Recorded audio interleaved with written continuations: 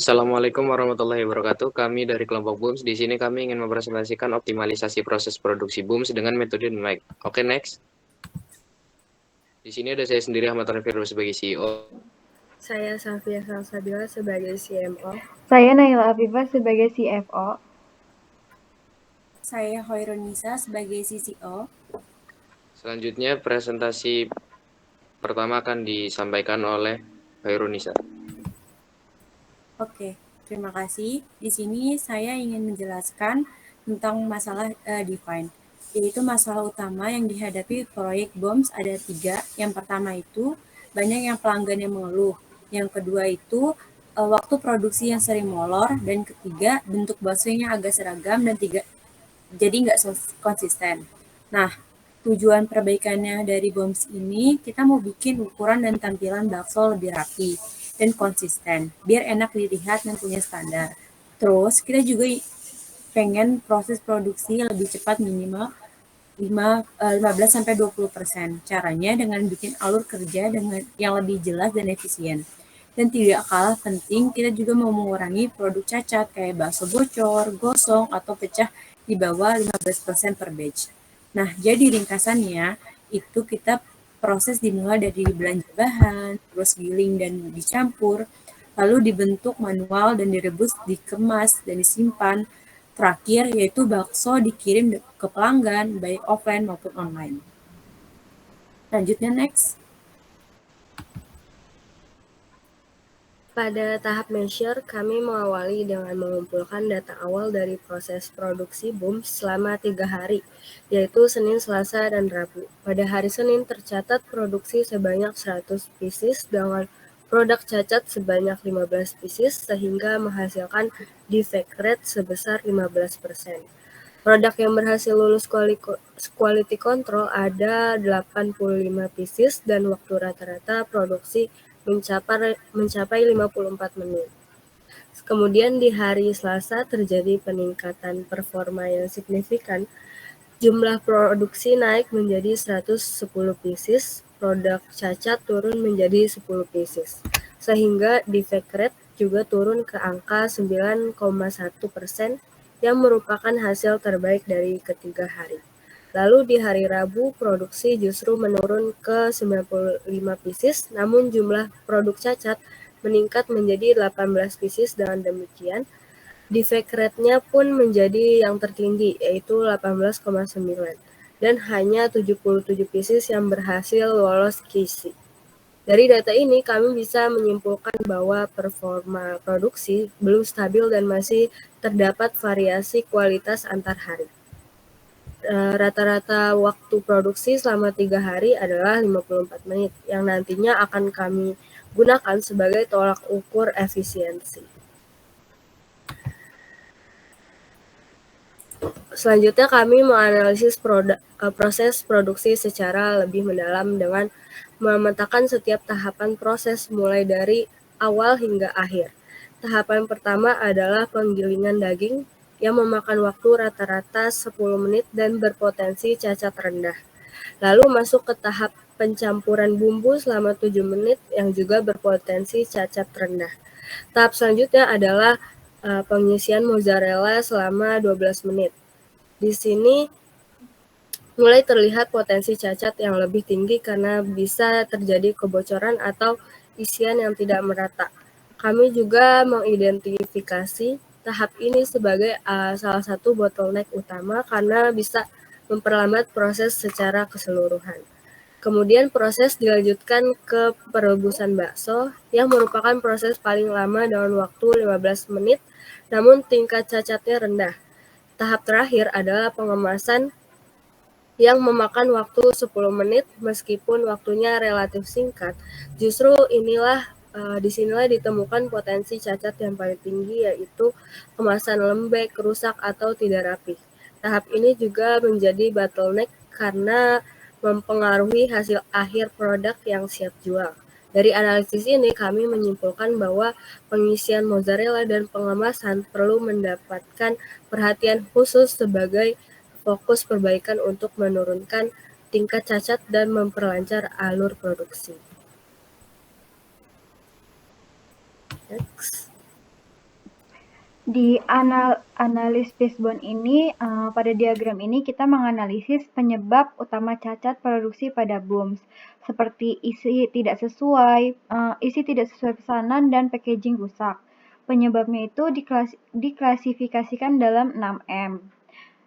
Material, manpower, method, machine, measurement, dan mother nature. Hasilnya itu menunjukkan bahwa kurangnya SOP, pelatihan karyawan, serta kualitas bahan dan alat yang tidak konsisten menjadi faktor dominan pada bisnis ini. Terus juga diagram ini membantu menentukan fokus perbaikan agar kualitas produk lebih terjaga. Next.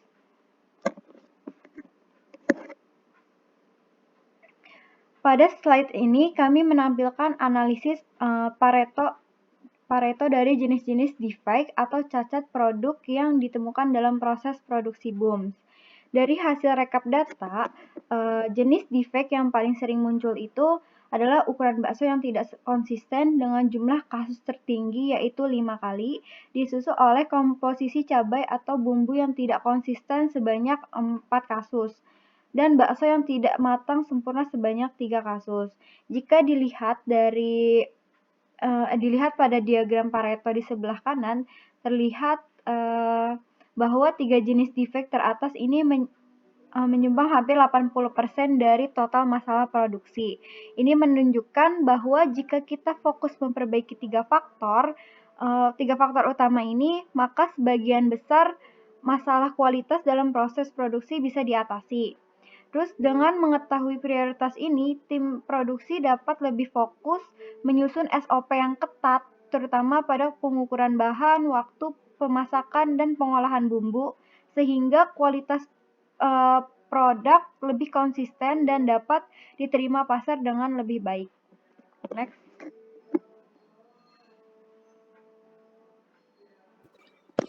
Untuk selanjutnya bagian improve.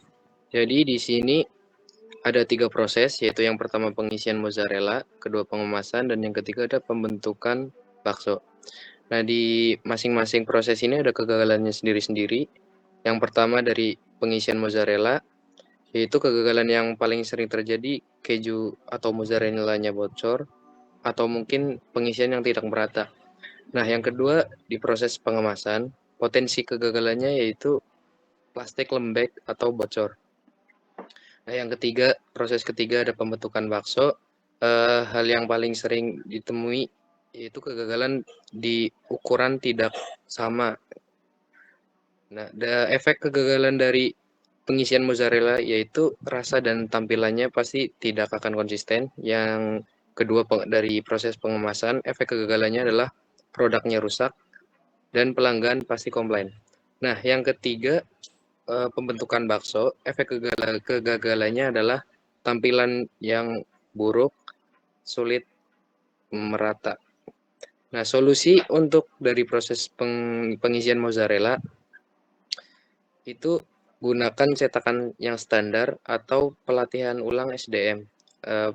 Kita mengajarkan ulang orang yang bertugas mengisi mozzarella tersebut. Nah, yang kedua ada ganti jenis plastik. Dan yang terakhir, solusinya adalah gunakan alat pencetak yang manual atau kita berikan panduan untuk ukuran bakso tersebut. Boleh di next. Oke, selanjutnya di sini di tahapan kontrol ini kita fokus pada untuk menjaga supaya proses produk yang diberikan tetap berjalan konsisten dan nggak balik ke kesalahan yang lama.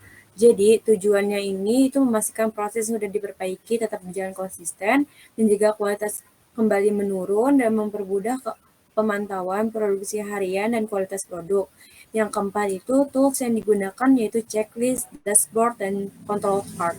Nah, caranya kita pakai yaitu ada pengisian keju, dicek supaya kejunya nggak bocor dan isinya rata. Yang kedua itu perebusan, harus sesuai SOP, dicek waktu dan suhunya. Yang ketiga itu pengemasan, dicek supaya rapi, bersih, dan nggak lembek. Yang keempat itu final QC, yang dimana kita itu memastikan produk layak distribusi ke pelanggan. Jadi masing-masing ini tuh udah ada poinnya dan tanggung jawabnya dari tim produksi sampai QC. Oke, next.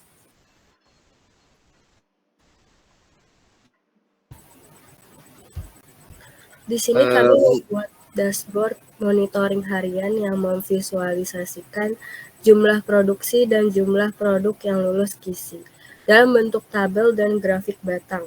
Pada hari Senin, produksi sebanyak 100 pieces yang lolos QC adalah 85 pieces. Hari Selasa menunjukkan performa terbaik dengan 110 pieces diproduksi dan 100 pieces lulus QC.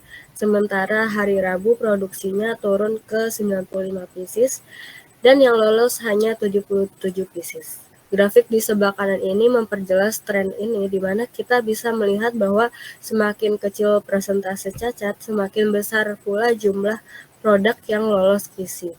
Nah, dari dashboard ini kami dapat terus memantau efektivitas perbaikan yang dilakukan. Kami juga mengidentifikasi pola harian dan memastikan bahwa standar kualitas tetap terjaga. Dashboard ini tidak hanya berguna sebagai alat pengawasan, tapi juga sebagai dasar evaluasi untuk pengambilan keputusan lanjutan agar proses produksi bisa terus dioptimalkan. Next. Untuk kontrol monitoring plan proyek BOOMS di sini ada 3 hari, yang pertama hari Senin, Selasa, dan Rabu.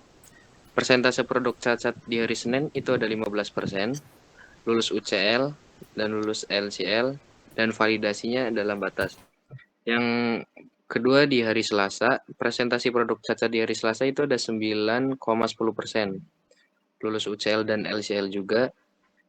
Dan yang terakhir di hari Rabu, persentase produk cacat itu ada di 18,90%. UCL dan LCL dan validasi itu juga lolos semua. Nah, jika persen cacat di atas 20%, perlu evaluasi ulang proses pengemasan dan pengisian. Dan grafik di samping kanan ini adalah gambaran dari presentasi produk yang cacat dari hari Senin di 15%, Selasa kita turun di 9,10%, dan di hari Rabu melonjak di angka 18,90%. Next. Ya, kesimpulan dan dampak perbaikannya itu kita melalui penerapan metode DMAIC, yaitu proyek ini berhasil mengidentifikasi kendala utama dalam proses produksi BOOM, seperti Mohon maaf, bisa dibuka mute-nya. Kesimpulan dan dampak perbaikannya itu melalui penerapan metode DMAIC itu, proyek ini berhasil mengidentifikasi kendala utama dalam proses produksi BOOMS, seperti waktu produksi yang tidak konsisten, kurangnya monitoring, dan belum optimal alur kerjanya. Setelah dilakukan analisis dan perbaikan, efisiensi produksi meningkat dengan waktu penyajian yang lebih cepat dan proses yang lebih terstruktur. Monitoring harian serta SOP yang diterapkan juga mendukung kontrol kualitas yang lebih baik. Dari keseluruhan proses ini membuktikan bahwa pendekatan berbasis data seperti DMAIC dapat menjadi solusi efektif dalam meningkatkan kinerja produksi secara berkelanjutan.